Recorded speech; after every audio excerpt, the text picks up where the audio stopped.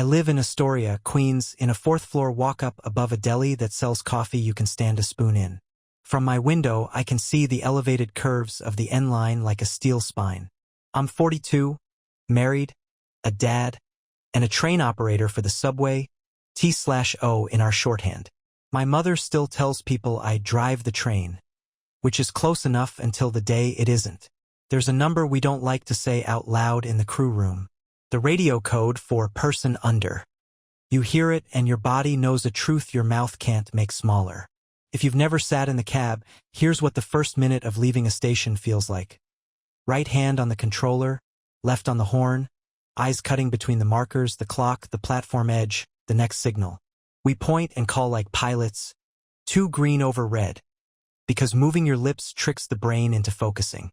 The conductor looks out the middle, we look out the front, and together we make a completely ordinary miracle happen every 2 minutes. It was a Thursday in January, the kind of cold that gives steel a different voice. I was on the Orange Line, southbound, pulling into a local station where the tile is always sweating. The platform had the usual choreography.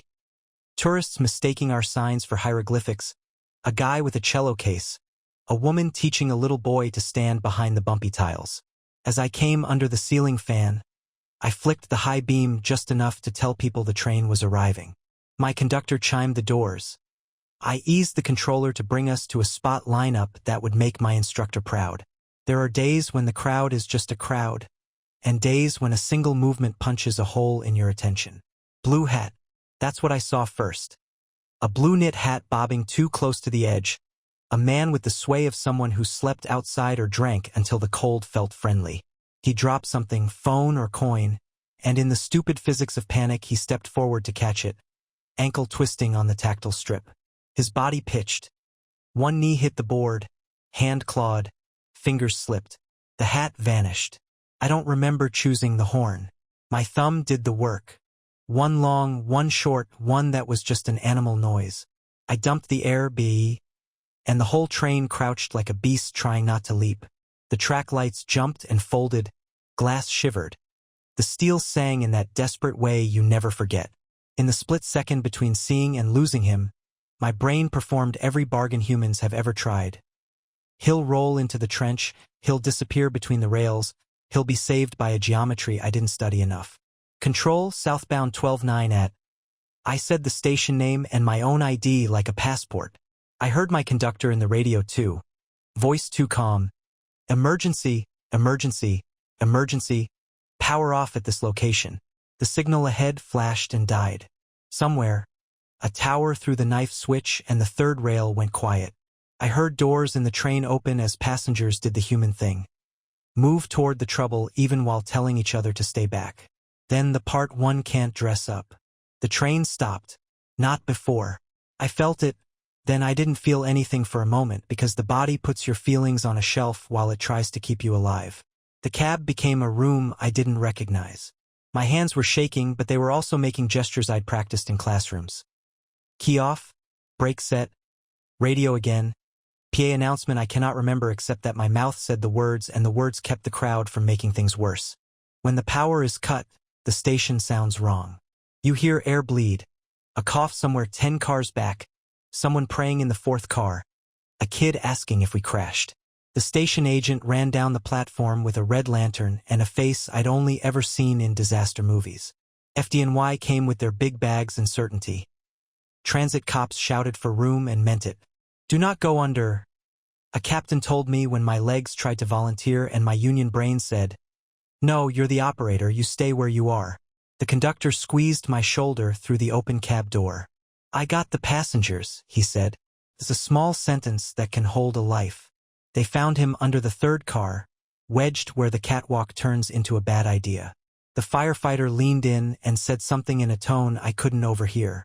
You learn to read backs and helmets in this job. The way they slowed told me the thing I didn't want to learn. Time widened and thinned. The world measured itself by the click of a flashlight on concrete. Then the radio crackled again, some control room voice repeating procedures that had already happened, as if saying them again could rewind anything at all. A person dies on your train and the rules arrive like a parade. You get walked up to the street because riders will ask you questions you can't answer without dropping pieces of yourself all over the platform. You give your name and shield number to 3 different people with clipboards who all look like variations on the word official. Someone you've never met from a department you didn't know exists says you must submit to a drug and alcohol test per policy.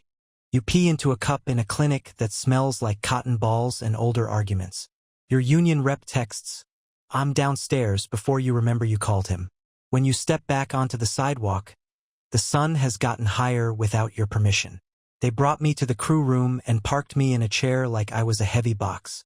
Guys I've known since qualifying, men whose jokes save entire shifts, sat beside me without saying much. The silence felt like love. My phone vibrated.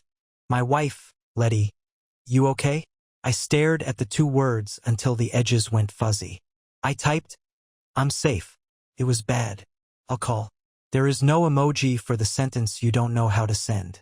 Our critical incident team is made of other operators and conductors who've already had their worst day.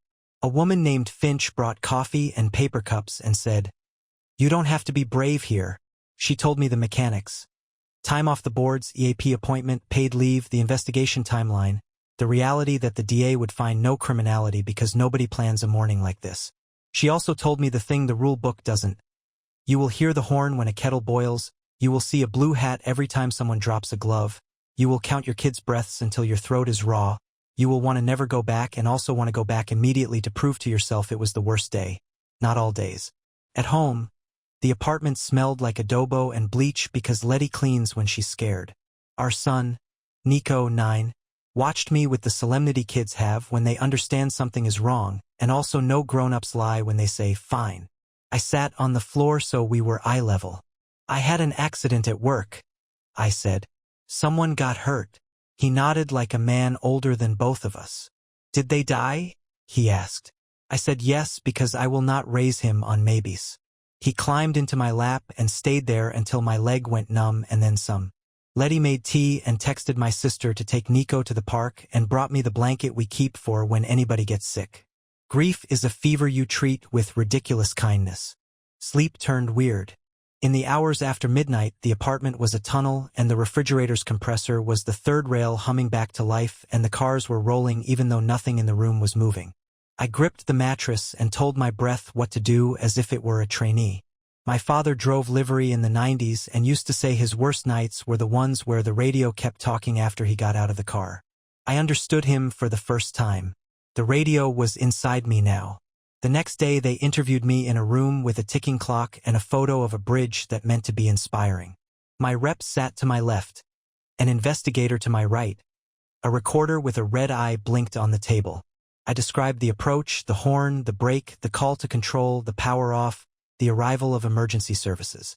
I said blue hat into a microphone, and the words sounded like I was trying to make the universe listen. They asked if I had looked at my phone in the cab. Never. And whether I'd taken anything that could dull reaction. No. And whether the signal had displayed an aspect that could justify more speed. No. They asked if I saw the man jump. I said I saw him fall. The room wrote this down like it could decide which word was kinder. At the end, the investigator said, not unkindly, "Sometimes there is nothing anyone can do." I nodded the way polite people do when they are being given a sentence that might eventually turn into a life raft. Then I went home and failed at dishes and cried into a towel so my son would not have to decide whether to say anything. Later he discovered me anyway. "It's okay to cry," he said. Not because he'd read it on a poster, but because children are issued truths we unlearn. I cried harder, louder, right there in the kitchen with the drying rack as witness. For a week I didn't ride the subway. Queens has buses and feet. I used both. I walked the long way to nowhere and measured the blocks by where bodegas let their cats sleep in the windows. On day 8 I stood on a platform as a civilian, behind the ridged yellow line, and watched a train arrive. My legs shook. Not from fear of the train, but from how quickly ordinary can turn to its opposite. I looked around to see if anyone else was thinking about gravity. They were on their phones.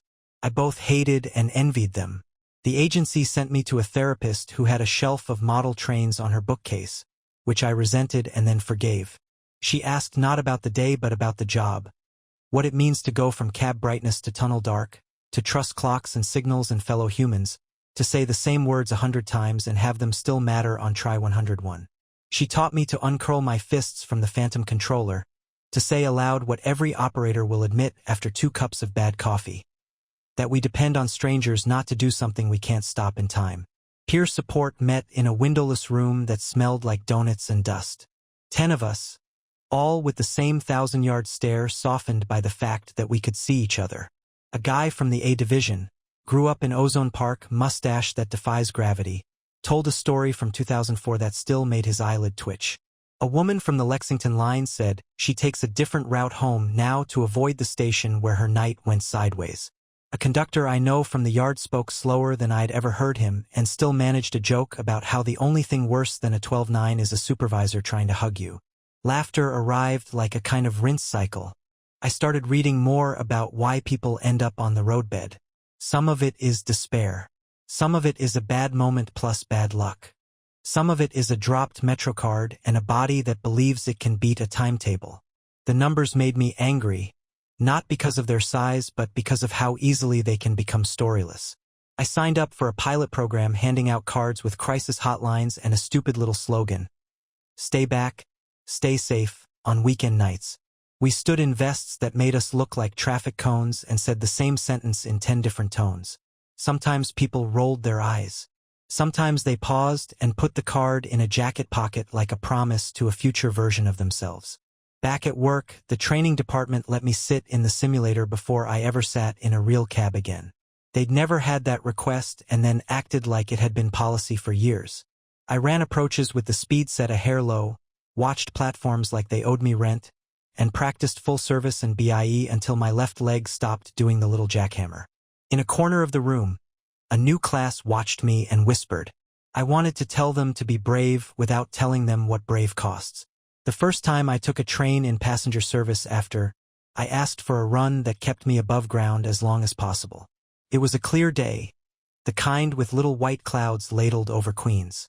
We rolled outbound from the yard like nothing had ever happened to anyone. At 39th Avenue, a man was dancing near the edge to music only he could hear. I keyed the PA. Ladies and gentlemen, I said, voice steady, please stand behind the yellow line and hold small children by the hand. The conductor chimed. The dancer glanced down, 2 steps back. It was a nothing moment. It felt like returning a tool to the right drawer. 2 months later, I saw someone on the tracks again. Different station. Middle of the afternoon. A woman stepped down, not far. A tentative sneaker towing the ballast like she wanted to prove something to fear. I was coming around the curve. My brain said 5 things at once. My thumb found the horn. I threw the brake harder than strictly necessary. She froze in the place where freeze might save you. The station agent's flag whipped red at the far end. 2 bystanders leaned over and grabbed the hood of her sweatshirt and pulled her backward so fast her shoes squeaked. My train stopped a car length shy of the place she'd been. No heroics. Just physics on my side for once. I sat there with my forehead on the glass and then remembered to breathe. The passengers clapped the way people do when they need to release a feeling they don't have words for. I keyed up the PA and said nothing because my throat didn't trust me. After that, I started carrying a pocketful of those hotline cards even when I was off duty.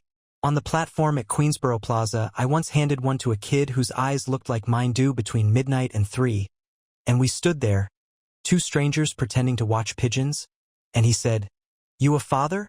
I said yes. He nodded like the answer explained enough and tucked the card into his shoe. Not his pocket, like he wanted to feel it when he moved. Healing didn't arrive as a parade. It showed up as a list I began to obey without fanfare.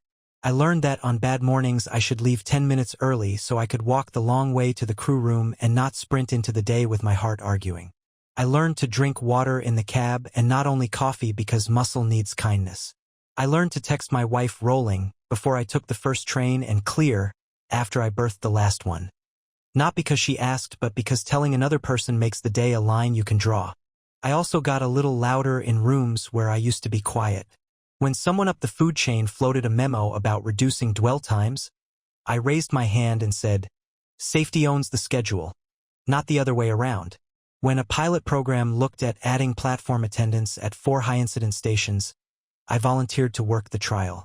When a planner said platform doors were too expensive to even study, I told the story of the blue hat in a way that didn't weaponize grief but didn't let budget win the argument by default. Some days I think all we can afford is decals and hotlines. Some days I believe we could build the future if we intended to. I try to live in the second. I live in Astoria, Queens, in a 4th-floor walk-up above a deli that sells coffee you can stand a spoon in. From my window, I can see the elevated curves of the N line like a steel spine. I'm 42, married, a dad, and a train operator for the subway, T/O in our shorthand. My mother still tells people I drive the train, which is close enough until the day it isn't. There's a number we don't like to say out loud in the crew room. The radio code for person under. You hear it and your body knows a truth your mouth can't make smaller. If you've never sat in the cab, here's what the first minute of leaving a station feels like. Right hand on the controller, left on the horn, eyes cutting between the markers, the clock, the platform edge, the next signal. We point and call like pilots, 2 green over red, because moving your lips tricks the brain into focusing. The conductor looks out the middle, we look out the front, and together we make a completely ordinary miracle happen every 2 minutes. It was a Thursday in January, the kind of cold that gives steel a different voice.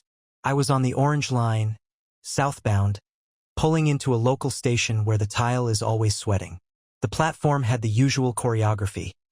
Tourists mistaking our signs for hieroglyphics, a guy with a cello case, a woman teaching a little boy to stand behind the bumpy tiles. As I came under the ceiling fan, I flicked the high beam just enough to tell people the train was arriving. My conductor chimed the doors. I eased the controller to bring us to a spot lineup that would make my instructor proud. There are days when the crowd is just a crowd, and days when a single movement punches a hole in your attention. Blue hat. That's what I saw first. A blue knit hat bobbing too close to the edge. A man with the sway of someone who slept outside or drank until the cold felt friendly. He dropped something, phone or coin, and in the stupid physics of panic he stepped forward to catch it, ankle twisting on the tactile strip. His body pitched. One knee hit the board, hand clawed, fingers slipped. The hat vanished. I don't remember choosing the horn. My thumb did the work. One long, one short, one that was just an animal noise. I dumped the air B, and the whole train crouched like a beast trying not to leap. The track lights jumped and folded, glass shivered. The steel sang in that desperate way you never forget. In the split second between seeing and losing him, my brain performed every bargain humans have ever tried. He'll roll into the trench, he'll disappear between the rails, he'll be saved by a